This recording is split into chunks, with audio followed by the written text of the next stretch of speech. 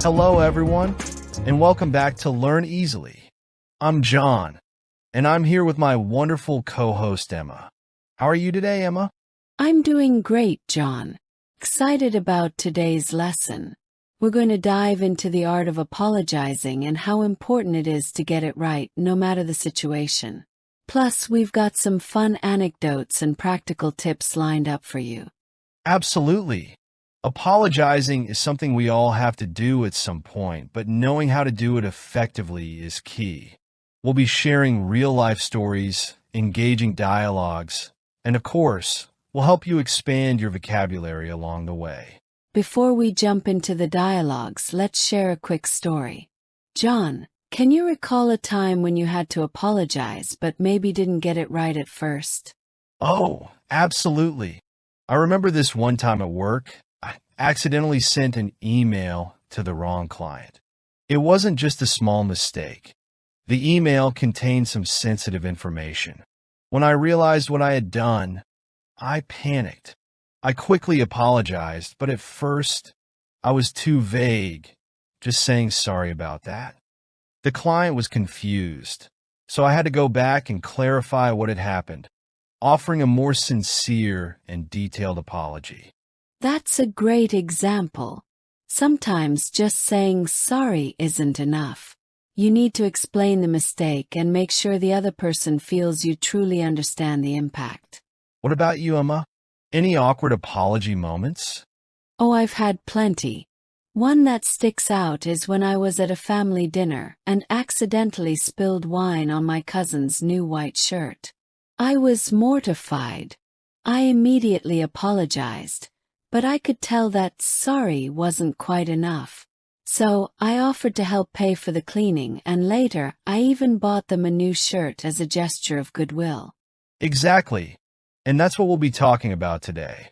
How to go beyond just the words "I'm sorry" and offer something more. Ready to dive into our first dialogue? Oh no, I'm so sorry, Karen. I didn't mean to delete that file. I was trying to organize my folders and must have clicked the wrong one. Are you able to recover it? Well, this is a bit of a setback.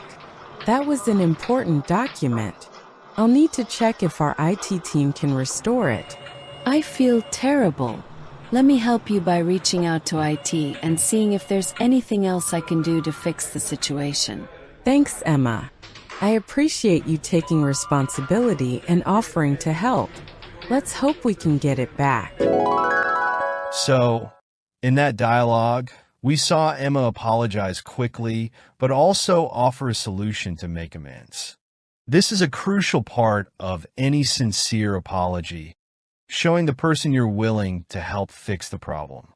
Exactly. Now let's break down some key phrases from that dialogue. One important phrase was, "I feel terrible." This is a great way to express that you really regret what happened. Yes, and the phrase "let me help you by" is a proactive way to show that you're not just apologizing, but also offering to solve the issue. This adds more sincerity to your apology. Now let's practice these phrases with our listeners. Repeat after us. I'm so sorry, I didn't mean to. I feel terrible. Let me help by. I'm so sorry, I didn't mean to. I feel terrible. Let me help by. Great job, everyone. Now let's move on to a different scenario. Apologizing to a friend after a disagreement. Hey, Emma, I just wanted to say I'm sorry about the other day. I overreacted during our conversation and said some things I didn't mean. Thanks for saying that, John. I was a bit upset, but I know we were both stressed. Let's put it behind us. Yeah, I've been thinking about it, and I really regret how I handled things.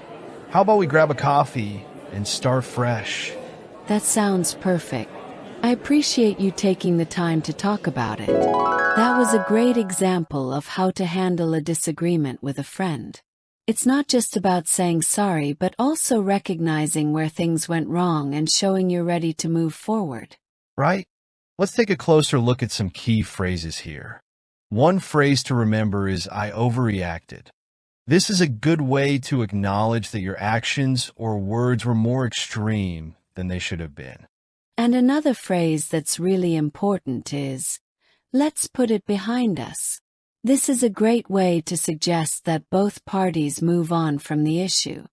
All right, let's practice those together. Repeat after us. I overreacted. Let's put it behind us. I overreacted. Let's put it behind us. Great work, everyone.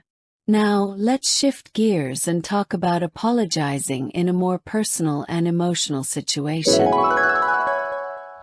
Emma, I really need to apologize.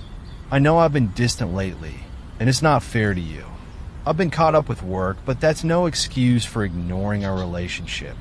I've noticed that, John, and I appreciate you acknowledging it. I was starting to feel a bit disconnected, but I'm glad we're talking about it now. I know I've let you down, and I want to make it right. Let's spend more time together this weekend and reconnect. Thank you for being honest and taking the initiative to work on things. That was a more personal situation, and you can see how the apology included not just an acknowledgement of the problem, but also a plan to fix it. Exactly. Let's look at some key phrases from this dialogue. One important phrase is, I know I've let you down. This is a deeper way of showing that you understand the impact of your actions. And another useful phrase is, I want to make it right. This shows that you're committed to fixing the issue. Let's practice these together. Repeat after us. I know I've let you down. I want to make it right. I know I've let you down. I want to make it right. All right, everyone, it's time for some vocabulary practice. We're going to test your knowledge of the phrases we've discussed today. We'll give you a situation, and you'll need to choose the best phrase to use. Ready. You missed an important deadline and need to apologize to your boss. What should you say? I'm sorry I missed the deadline. It won't happen again. I'm sorry, but it wasn't really my fault. Option A is the best choice here. Taking responsibility and promising improvement shows professionalism. You accidentally knock over someone's coffee at work. What's the best way to apologize? I didn't mean to knock over your coffee. Let me help clean it up. It's no big deal. You can clean it yourself. If you chose option A, you're correct. A sincere apology with an offer to help is always the best approach. You've been distant in your relationship and need to reconnect. Which phrase works best? I've been distant, but I want to make it right. It's not my fault, I've been busy. Option A is correct. Acknowledging your mistakes and expressing a desire to fix them is key to strengthening relationships. Well, that brings us to the end of today's lesson on apologizing. We hope you found these dialogues and vocabulary exercises helpful. Remember, it's not just about saying I'm sorry. It's about showing that you understand the impact of your actions and offering to make things right. Whether it's at work, with friends, or in a personal relationship, effective apologies can really strengthen your connections. Exactly. And don't forget that the key to a good apology is sincerity. People can tell when you're being genuine, so always take a moment to reflect before you speak. We also hope that the vocabulary we covered today becomes part of your daily conversations. Phrases like, I want to make it right, or let's put it behind us, are great for smoothing things over and moving forward. And remember, practice makes perfect. The more you use these phrases in real-life situations, the more natural they'll feel. Thanks so much for joining us today. Don't forget to subscribe to Learn Easily for more practical tips on improving your English skills. And as always, we'd love to hear from you. Share your own experiences with apologizing in the comments. What worked, what didn't, and what you've learned. We'll be back soon with another episode packed with useful English lessons. So stay tuned. Take care, everyone, and keep practicing. Bye for now.